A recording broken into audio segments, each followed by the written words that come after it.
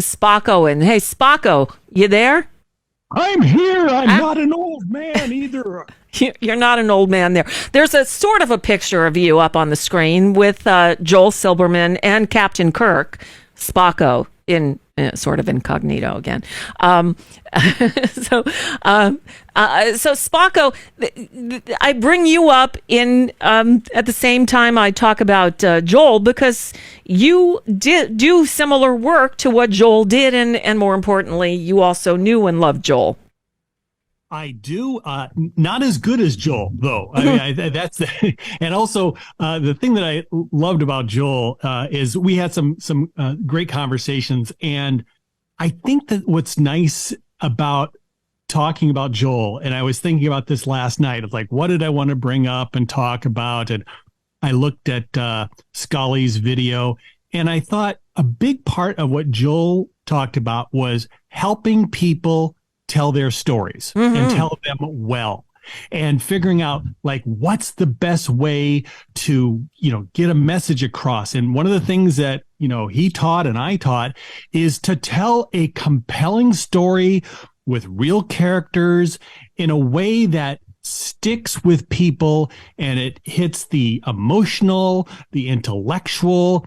And because he's a performer, he also knows you look good and how you look good on camera, and the theater. And this photo that I have up on screen there, Joel, when he was going through his chemo treatments, I was learning some Photoshop, and so I took the photos of him and I Photoshopped him in various different locations.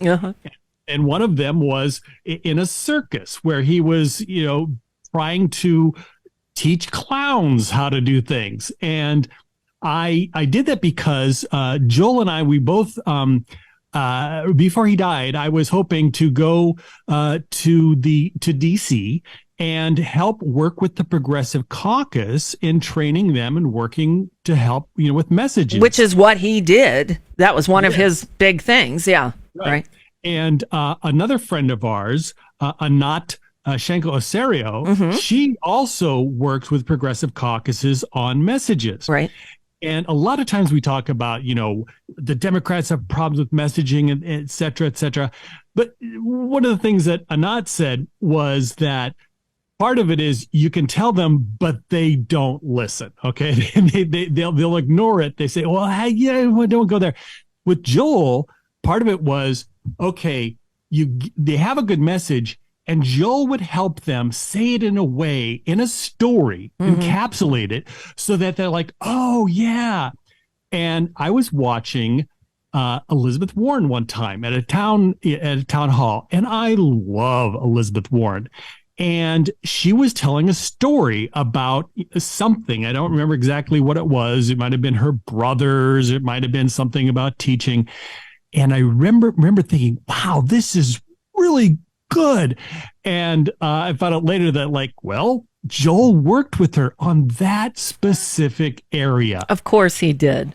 Of course he did. And so, and for this month, one of the things that you and I have both been, going through some depression. I've been to the point where it's I have a hard time opening the door, leaving the house. Yep. And I was thinking how much I miss just talking to people in person, and just, and being funny. It's like I used to do stand-up comedy, and with the topics that I talk about, people's going, whoa, you're talking about, gun violence. And, it's like Joel and I were talking about how the Hollywood writers community, and it's appropriate for Writer's Strike Day. Yes.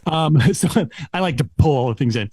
Joel was saying how they had a concerted effort, the LGBT community, to work with Hollywood writers and to say, we need to make the gay characters so that they're not, the evil homosexual or the bizarre, transvestite who's also a murderer and that kind of stuff. Right. There was the comedy part of it, but a big part of changing perceptions in the world in Hollywood was to make the gay characters is oh, they're just gay. They're weird, they're funny. And Will and Grace had a big part of it. That's right. And so we were talking about, and I was like going, so how do we deal with this in a world where there's so much, hate and, and disinformation and attacks? And, you could say part of it is like, making them real people. Well, I totally get that. And I totally believe in that. And it's an important part of it. The one thing that a world we live in now, and it is saying, okay, so what do you do when you've got a group of people that is organized, they're well funded, and they have an agenda that is going about to attack, spread information about, trans people in this, okay? And so this might be, interesting, but so what's the story behind it? What's the story? Who are the characters? Who's the bad guys? Who's the good guys? What's the battleground? All right. Mm-hmm.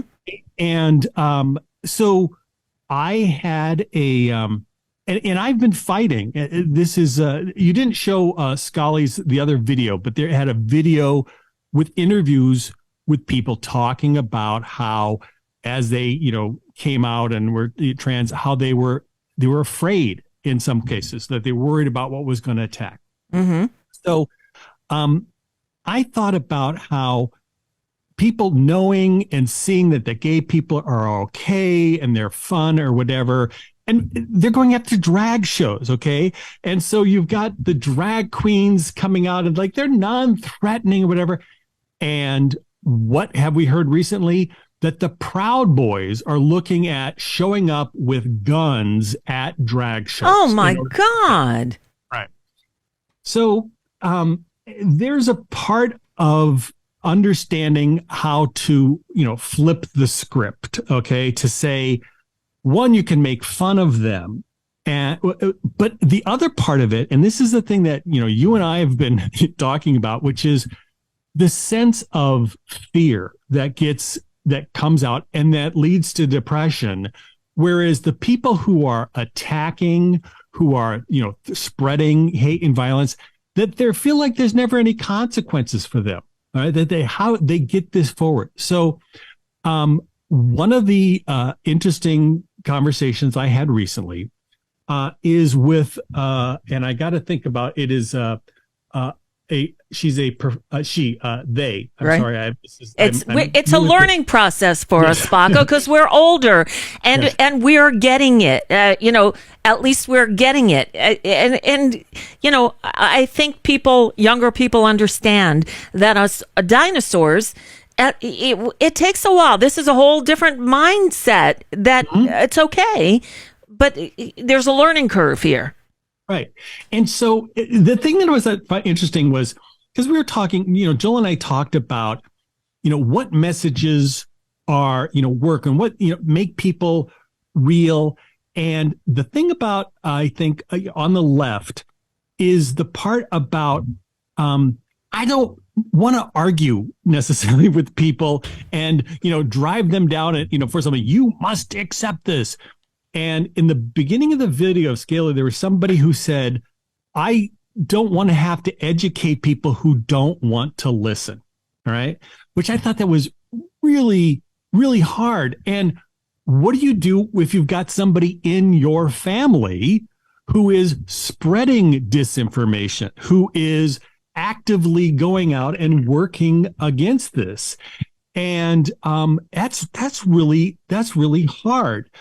And so from the point of view, like from the meta point of view, it's kind of like, well, is there a narrative that we can, develop, some stories that we can develop where you hear a story of someone who was educated, who did change their view, who did stop attacking? That'd be a great story to hear. Definitely. Okay? Definitely. And if we don't have that story, there's another story that I'd like to hear, which is for people who are threatening and who have the opportunity, and you find out that they know that they're threatening people with violence. They're actively saying that they're doing it. and saying, okay, so those people, they've had an opportunity. They've been educated. You tell them that it's wrong. They know it's wrong and do it anyway. So maybe those people, there should be some consequences for those people, Yeah. So it's always about giving them the opportunity and saying, yes, we want you to change. And you say, the hell with you. All right. Wait. Okay, Spocko. Let me interrupt for a second because we know you can go on. David walked in. You have not yet met my husband, David. David Spocko, David. What's shaking, Spocko? I wanted to just say there is a narrative that counters that violent image that people are trying to convey to people at drag shows and things like that. It's called the John Brown Gun Club, and they are people who are actually left-wing progressives who are showing up to protect the people at drag shows, etc. And they are every bit as armed as the people that are confronting the performers. Now, I'm not one that's going to advocate violence, but at a certain point, fire has to be fought with fire. And I don't mean that literally in terms of firing a gun, but I'm saying just these chicken shit cocksuckers seeing that there are people there that are equally committed to allowing people to, as Nicole put it, live and let live, as they are to stifling that side of the world. That's interesting. Well, first of all, I like to say that fire should be fought with water. Yes. And that's an important thing. Or a fire extinguisher. Or maybe you'd be using triple A. But I do get, look, I appreciate that there are people on the left willing to fight fire with fire, that are willing to stand up and say, pardon my French, but fuck this shit. Well, language is really important. And the thing that I was going to say was, Heron Greensmith is the person that I talked to, and I'm going to include a link to the story that they had, an article they wrote in these times that was specifically talking about how they had, how the language leads to violence, okay, and how that is something that becomes and just pull this up here. There is a piece they wrote, transphobic violence doesn't happen in a vacuum. Right. And so and they talked about how it leads to it, and the words that he used. And you and I are very much into the free speech is important, and telling people is important. But I always want to make it clear when it is into things that are not free speech, that are not protected, the violence, the threats of violence. And that, I think, is a big thing that I need people on the left to understand, that not only is it not okay, we need to know that it is appropriate for us to take and have actions against people with the threats of violence. Right. And I was talking about, and I spoke to Heron about these things. And my part of it was looking at the ways that Tucker Carlson, hey, by the way, he's been fired. Yes. Good news. And how people like him and Matt Walsh have been pushing a narrative about the people in the trans community and violence. And they are people who could have a defamation lawsuit against them. And that was one of the things that we talked about. Heron is also a professor. And I wanted to talk about the successful cases where it's not about they don't like them. They're actively spreading disinformation about puberty blockers. Right. Okay? Well, they're actively spreading disinformation about everything. That's their MO. That's what they do. They lie. They lie like they breathe. That's what Elon is doing right now. Right. Yes. And so there's actions that we can take against that, but it's like going, okay, so let's have an action where we actually can say, oh, this person had gotten caught. They got it, and we will then make it so that they have consequences for it. And people that talk about cancel culture, whatever, they love to use that phrase because they always feel it's not valid to them. Yeah, but okay? You know what? Let me break in here for a second. So there's you talk about humor, and humor is so important. I got to share this article that just came across yesterday, or May 31st, 2 days ago. You a Monty Python fan? You have to be. Yes. Who is not? Who could not? Okay, so Life of Brian, one of my all-time favorite movies. Are you familiar? Oh yeah. Okay, so Life of Brian, basically, the Brian is sort of like Jesus. He's elevated, so it sort of parallels Jesus's life, but it's Brian. Anyway, John Cleese has been planning a stage production of Life of Brian, and I'm just going to read to you from this article because I can't even paraphrase this. In a reading of the latest script, several American actors advised him to cut the Loretta scene in which a man expresses a desire to be a woman. So John Cleese says to the reporters, so here you have something that's never been a complaint about in 40 years that I've heard of, and now all of a sudden we can't do it because it'll offend people? What is one supposed to make of that? And then he said, contrary to fake news reports, he had no intention of cutting the scene, which involves the People's Front of Judea.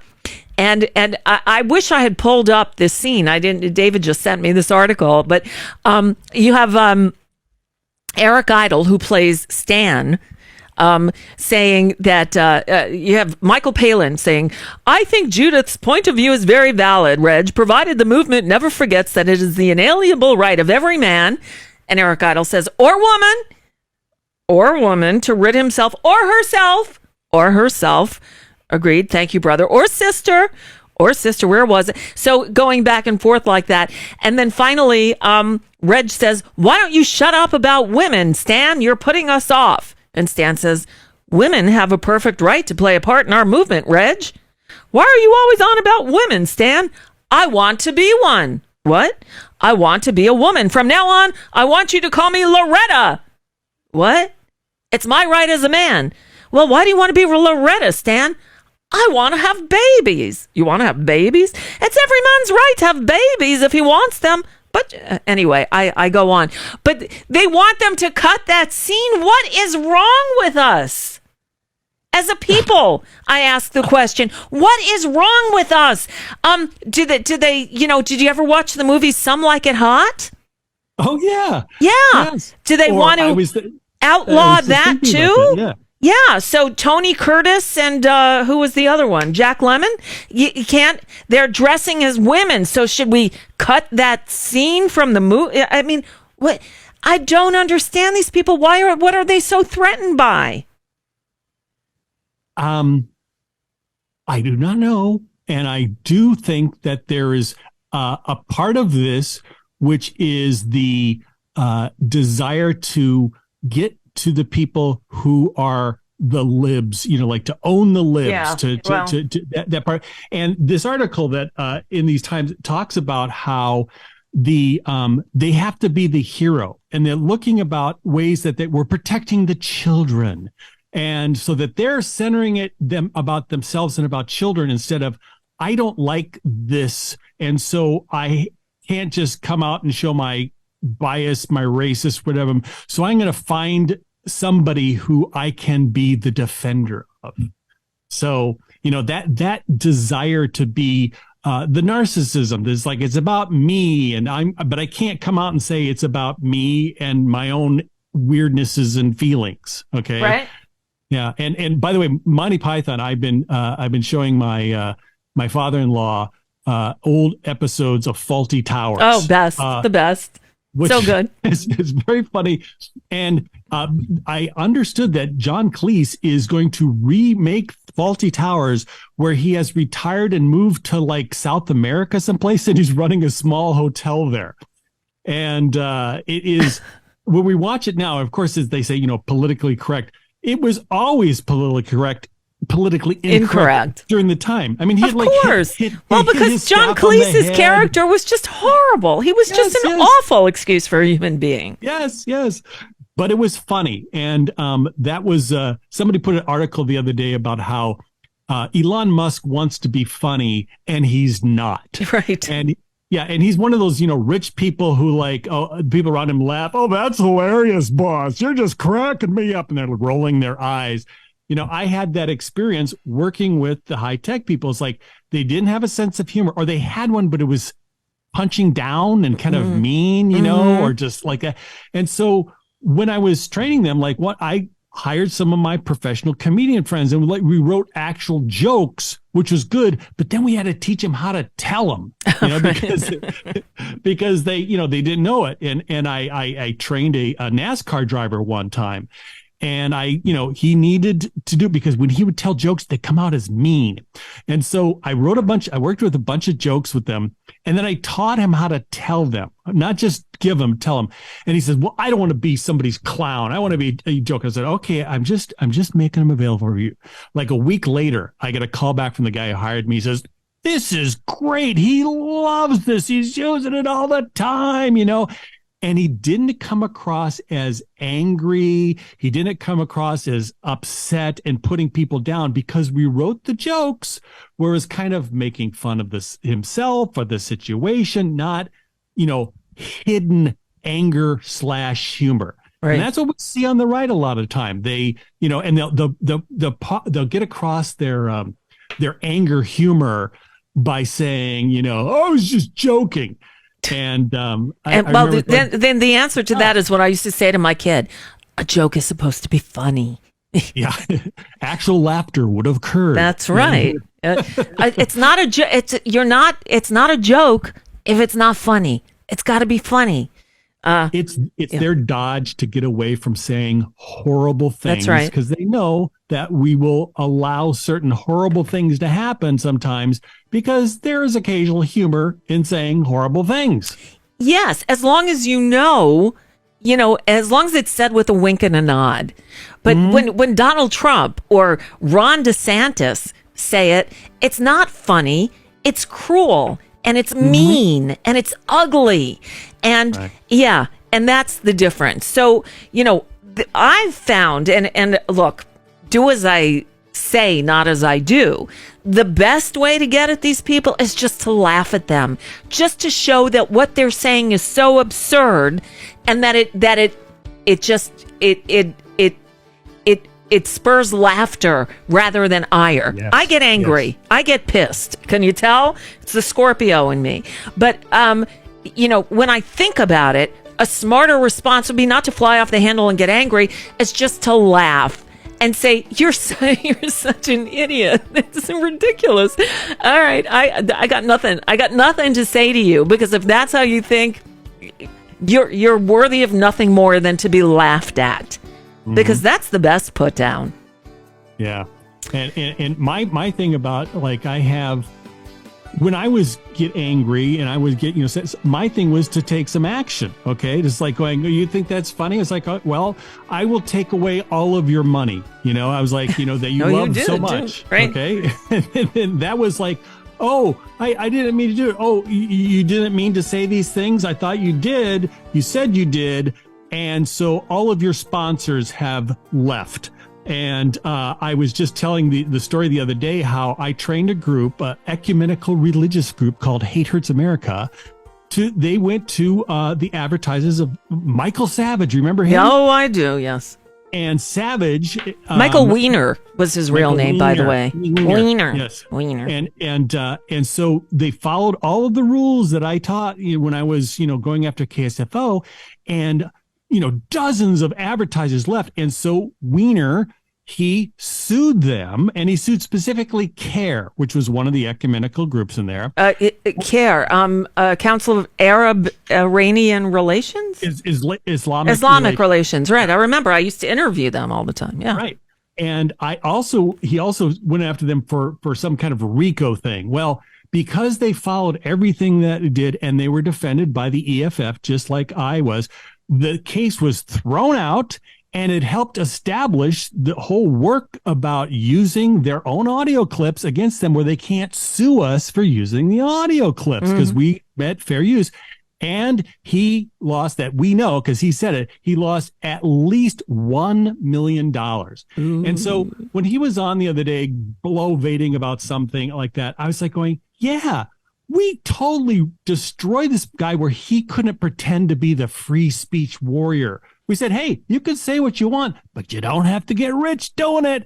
And it's like, I want to feel that satisfaction. People need to know, hey, we won. You lost. It cost you millions of dollars. So screw you with what you said. Now, he's not going to change it, but he might pull back because he knows it costs money. So that was just, I celebrate our victories. Biden, the debt stealing didn't destroy the world and we just pass it on. It's like going, hey, that's a victory. But those jerks tried to destroy the entire global economy. But hey, let's celebrate now because we won. And I want to have a go away in a positive thing because I've been really depressed this last couple of weeks. So I hear you. And, I wish we could go out and enjoy some pride parades and drag shows and have fun, except right now the climate is such that crazy people who are, I don't know, think that by us having fun it will hurt their children, or I can't, I don't grok it. But so we need to make spaces safe again, and I guess it's going to be a while before we can do that. But I don't know where I'm going with this. It's the weekend. Have fun, everybody, and go to a pride celebration if you can, except, I don't know, wear a bulletproof vest or something, because I don't trust the crazies out there. We are living in dangerous times. And I wanted this to be a positive show. I guess this is my state of mind these days. I don't trust the people who are wandering around the world today to make smart decisions.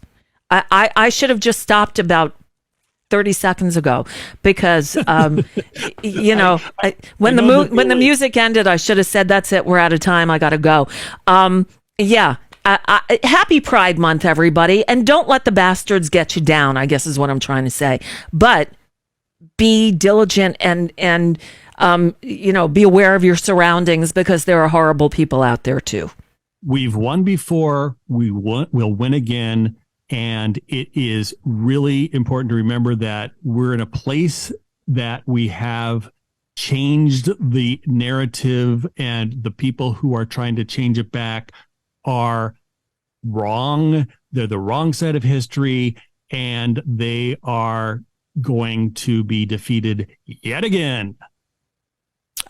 From your words to the universe, from your mouth God to need a starship for? Fuck God. There is no okay. But I'm going to get myself in trouble. I need to just shut up. It's the weekend. Spocko, as always, thank you. Find Take Spocko, care. By the way, writing at Digby's blog, digby'sblog.net, and you can find more about Spocko at spockosbrain.com. All right, everybody. Have a nice weekend. You too. Thanks, Spocko. Thanks to you all for listening, and sorry for my last vomitatious ramblings. I need a weekend, so I'm going to go have one. Happy Pride Month, and be proud, seriously. And Republicans can go suck it, a big one. All right, whatever their mode of preference is. All right, it's the weekend. Bye.